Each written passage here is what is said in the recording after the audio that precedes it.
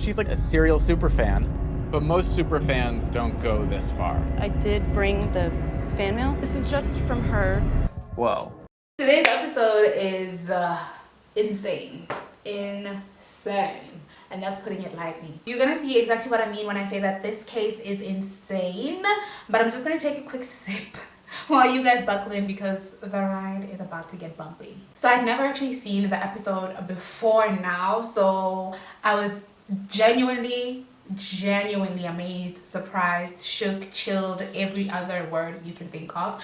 And that's definitely because, like I said, I hadn't seen this before. But secondly, I have been, you know, on a kind of like a break from, you know, true crime content, true crime documentaries and all that.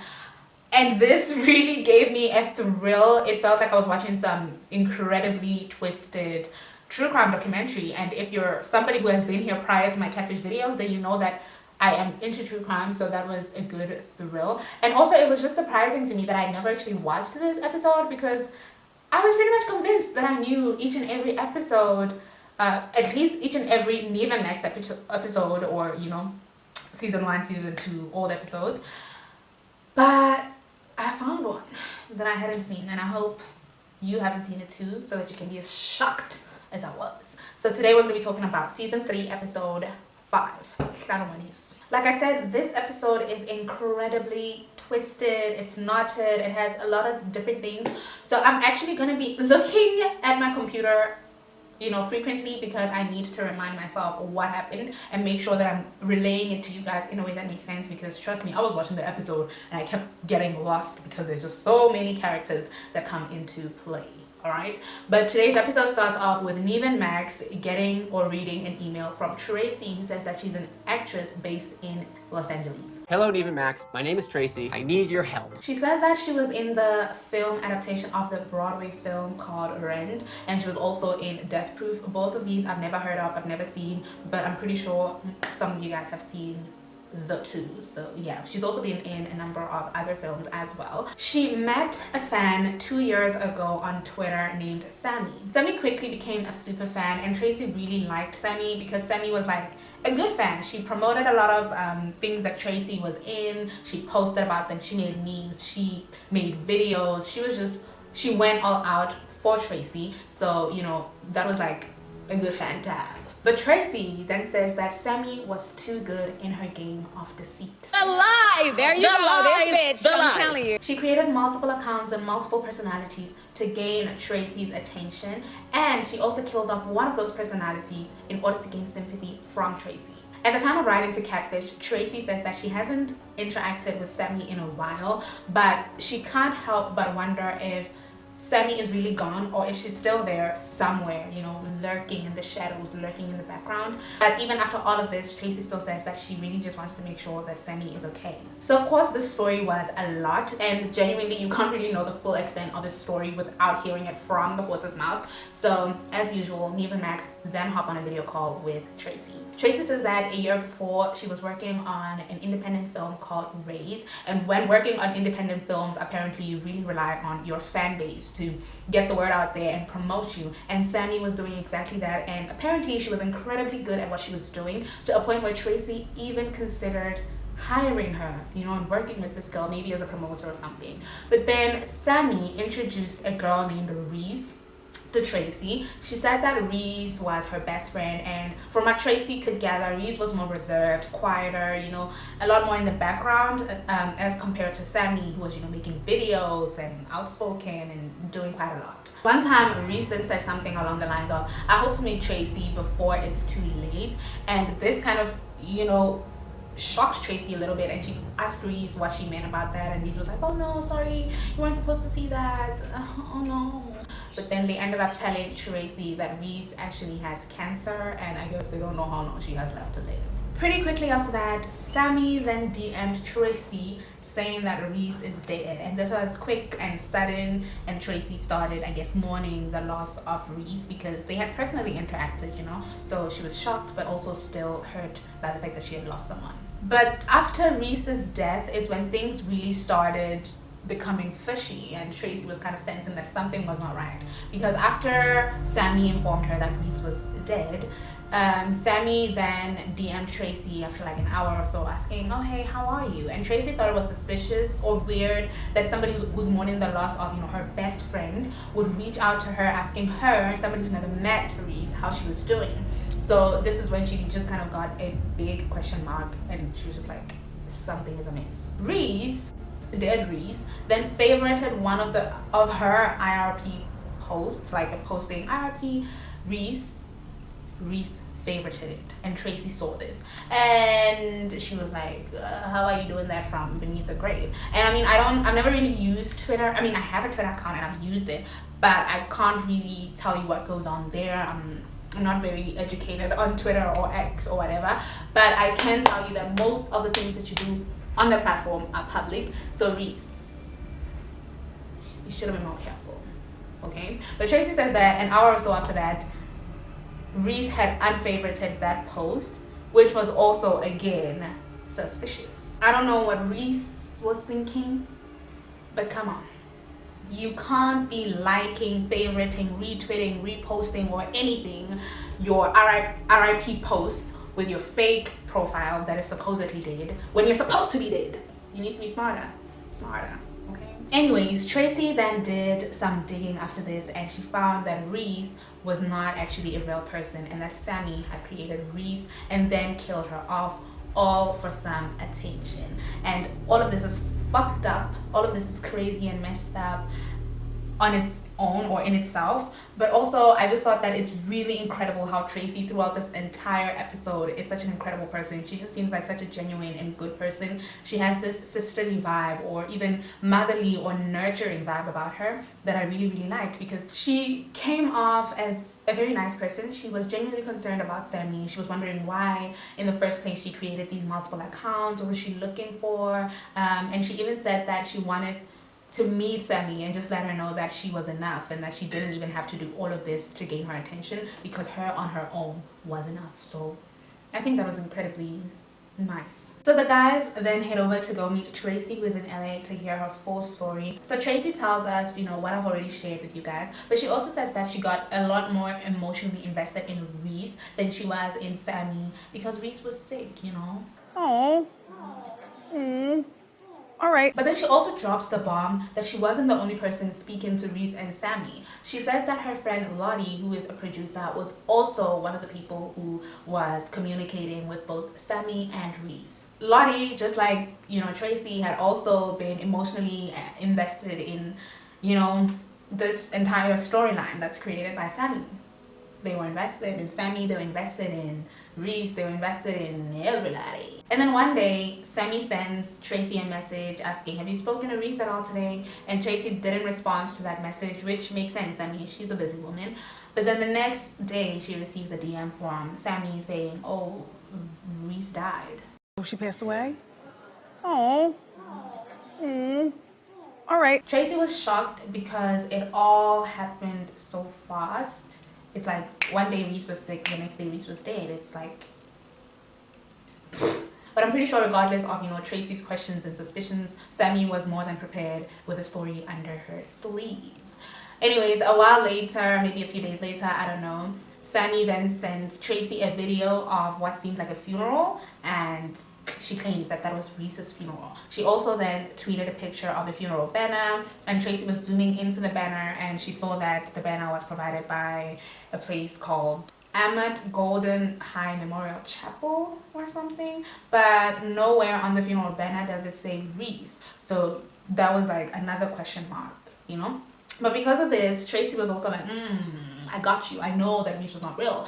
So she texts Sammie asking for an obituary. She's like, oh, you know, I was so close to her. Can I just get an obituary to get to know more about her? What type of person was she? And so Sammie's like, send me your address. I don't have it right now, but send me your address and I will have it mailed to you or I'll bring it to you. So at this point, Tracie's like, what's my stalker gonna do with my address? So she's like, no, you know, it's okay. You can just send it to me whenever you get your hands on it. And that's about it. This story is a lot, you guys. This story is a lot, and it's gonna remind you of Stan by Eminem. Well, it reminded me of Stan by Eminem. And if you know it, you will see that it does have a little hint of Stan.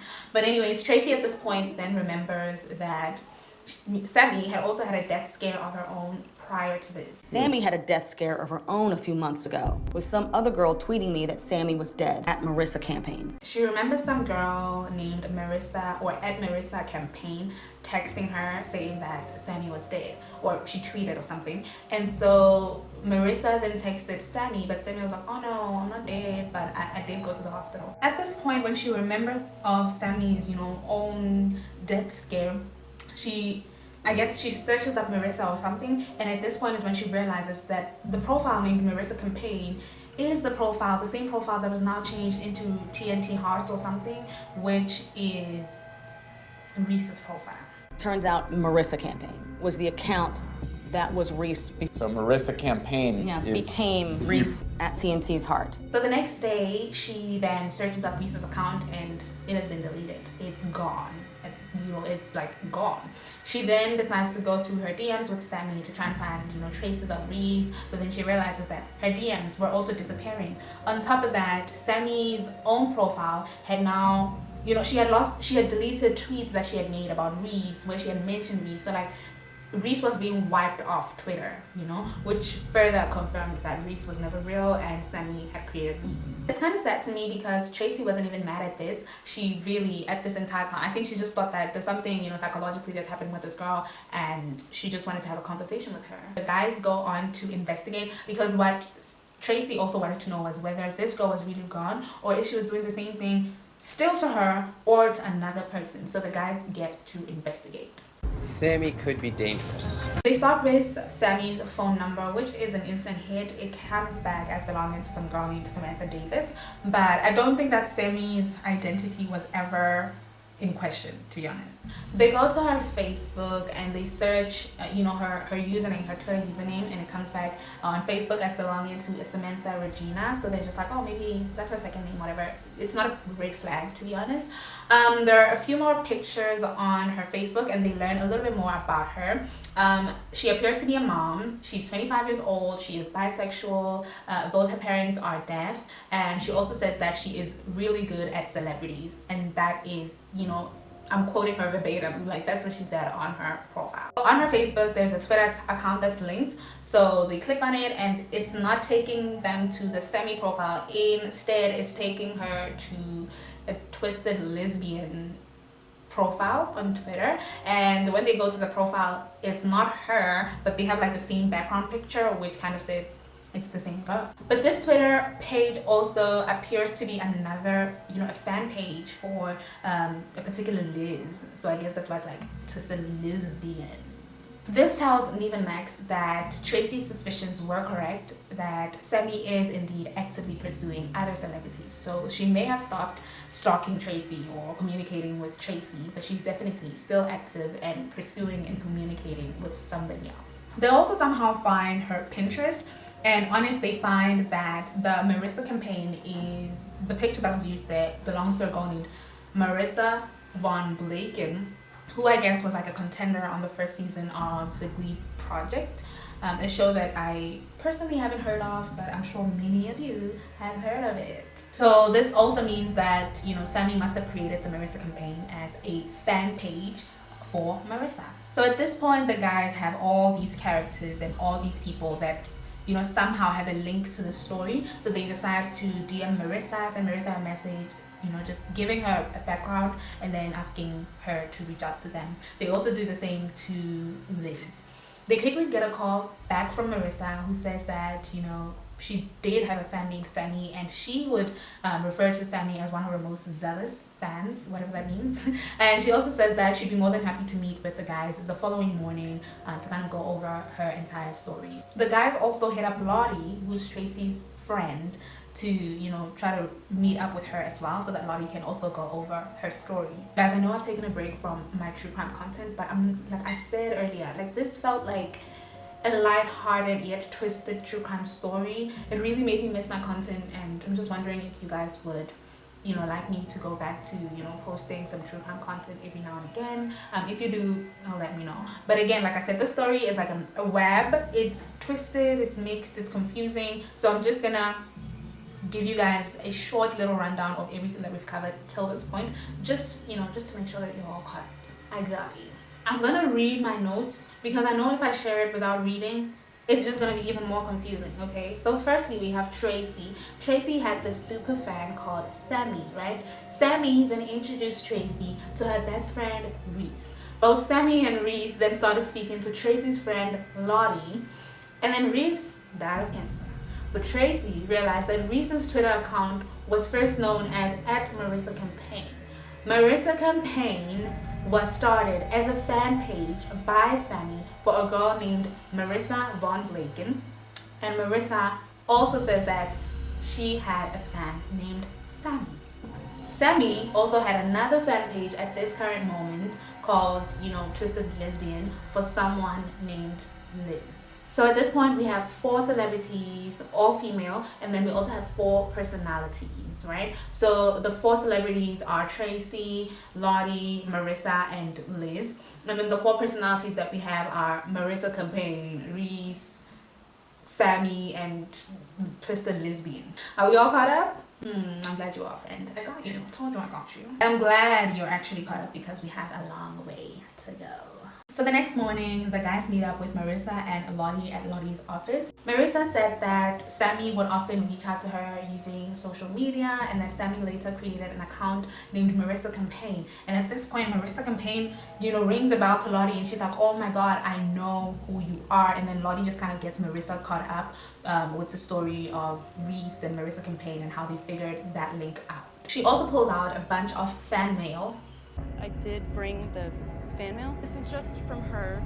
Whoa. Like, all of it is from Sammie, of course, and among this fan mail, there were, fan fiction stories and a poem written by Sammie to Marissa. She wrote these fan fiction stories. She also wrote me a poem. This is a poem in the shape of a heart. And this is why I say it's giving Stan. You are the thought that starts each morning, the conclusion to each day. You are the smile on my face, the twinkle in my eye, the warmth inside my heart. I will always love you. That's a little strange. Dear Sling, she says that she didn't want to write back to Sammie, but because of the intensity of everything that was happening, she kind of felt obliged to write back. But I'm not sure if she did end up writing back or not. Again, like I said, Lottie tells Marissa about the whole story and how Sammie killed off Reese and all that, and honestly at this point Marissa seems overwhelmed. I can see the way she's blinking, the way she's looking around, the way, like, her facial expression. I can just tell that she is overwhelmed, and I feel her because I really think that and as much as right now, I watched the episode, it was all fun, thrilling, exciting, goosebumps, whatever, I know myself, I'm like a nervous wreck, and if I was in that room with even next to them, I would be overwhelmed. I would probably have like an anxiety attack or something. Marissa then tells them that the last time she spoke to Sammie was a few months prior, and that she spoke to her on a profile named Twisted Lesbian, which again confirmed what we already knew, that Liz, the Twisted Lesbian profile belonged to Sammie, and that Sammie was actively pursuing other, celebrities. So at this point, they also decide, Lottie decides to go through her followers list and see if Lesbian or Twisted Lesbian follows her. And indeed, my friend, she does. Wait, she is following me. Oh my god. Jesus. So at this point, of course, the guys have found out quite a lot, and I think they've gotten answers to what Tracie wanted to know, apart from the why question, which only Sammie had answers to. So they take all this information that they have, and they now go to meet up with Tracie, who opens, like the scene starts off with Tracie just singing this beautiful number, and she's just really a talented lady. I love her voice. But anyways, they tell her all about what they found, from the Facebook page to the Twitter to Marissa, everything. And Tracie then also decides to check if Twisted Lesbian follows her, and again, surprise, surprise, she does. She follows Tracie. And Tracie also at this point starts thinking she probably has hit me up, and I probably responded, because I guess she's just somebody who responds to fans a lot. And it's scary to think that, Sammie was lurking in the background, lurking in the shadows, just as Tracie suspected. So at this point, it's pretty clear that it seems like this Sammie girl has a bit of an obsession. And while this is scary and you know, it would be scary for anybody, Tracie still thinks that she wants to go through with it. She still wants to go meet up with Sammie and just ask her the questions that she has for her. So off they go to Philly, which I forgot to mention, but that's where Sammie is from. So they head over to Philly to ask her those questions. Before that, of course, as they usually do, they first reached out to Sammie. Good morning, is this Sammie? Yeah. Told her, hey, we're here with Tracie, blah, blah, blah, blah, blah, blah. We'd like to meet if you don't mind. And Sammie responded, she was nervous, but yeah, she agreed to meeting up with them. So the day of the confrontation comes. Through all of that, I feel some kind of compassion for that sometimes, and I get mad at myself for feeling that way. And they wait and wait and wait for some time until suddenly Sammie appears from around the corner and walks up to them. I see who you know. Now this initial confrontation was kind of like emotionless, because Sammie was just, you know, poker face, not sharing much and not really giving Tracie the answers that Tracie wanted. But just to relay her story a little bit, she says that she didn't create Reese just to kill her off, but she killed Reese off when things kind of got out of hand. She also says that the funeral that she filmed was her cousin's funeral, which is a choice, but she says that she is an only child and she was a loner most of the time, you know, being an only child. Her parents are both deaf. She doesn't really have a lot of friends, so she kind of resorted to the internet as her means of comfort. She also says that she always knew that she was gay, but she kind of hid that from everybody else, and that's when she got a boyfriend, she got pregnant, she had a child, but after having her child, she decided to leave her child's father because she just realized that she wasn't happy and that's not who she was. She already knew that. She also says that she was a fan of Tracie's, but she knew that every kind of celebrity interaction that she had on Twitter made her feel good and made her feel special, and Tracie was giving her all that attention. So that's when she created Reese, so that she could get even more attention from Tracie and feel special times two, I guess you could say. She says that she believed that killing Reese would be the end of it all, and that it never crossed her mind that killing Reese or killing off Reese would be really cruel. Was there any sense in your head that like this was wrong? That didn't pop in my head. But she only felt bad once she was caught. So before then, she didn't realize how cruel it was. But once she was caught, she was like, okay, I see, my bad. She also believes that had she not been caught, she never would have come clean. And even if she went on to meet Tracie and Lottie and everybody else, there would still, you know, they would still talk about Reese as if she was somebody who existed or once existed. But that is, I think this was about it, largely for the first consultation or confrontation. I'm so sorry, I said consultation. I have work ringing at the back of my mind, even on my off days, even on weekends. I'm sorry. But anyways, that was it for this first confrontation. They leave and they decide to meet up again the following day. And this is when we get a little bit more emotion from Sammie and we get a breakthrough. And I think of all the episodes that I've covered so far, this, you know, confrontation, the second one, was a little bit more genuine. Like, it didn't seem like things were being played up for the cameras or being played up because, oh, I'm saying what I think you want to hear. It felt real. She says that she can't really say why exactly she created Reese. Like, there's not much of a solid reason why she created Reese, but there's more of a solid reason why she chose Tracie, which was like, for me, it was an odd choice of words, but then again, I don't know how else she could have put it, you know. But she says that, you know, as an only child, she's never had an older sibling, an older sister, or anything like that. So Tracie kind of gave her the energy of a big sister, and she looked at her more of a big sister than a celebrity. And so she created Reese again, same thing that she said yesterday, so she could get more attention from Tracie because she didn't have that attention. But also she says that her friends at the time were not super supportive. They didn't really have the same interests as her, and so she felt like she couldn't really relate with anybody. And that's why she chose to make Reese her best friend, so that she could have somebody that talks to celebrities with her, somebody that tweets celebrities with her, somebody that shares the same interests with her, because her friends didn't share the same interest with her. And I think this made sense, and it sounded like a genuine response or a genuine reason. Tracie was just, again, I've said this a million times, but she was incredible. She was compassionate, she was understanding, and to me, I think it's very big.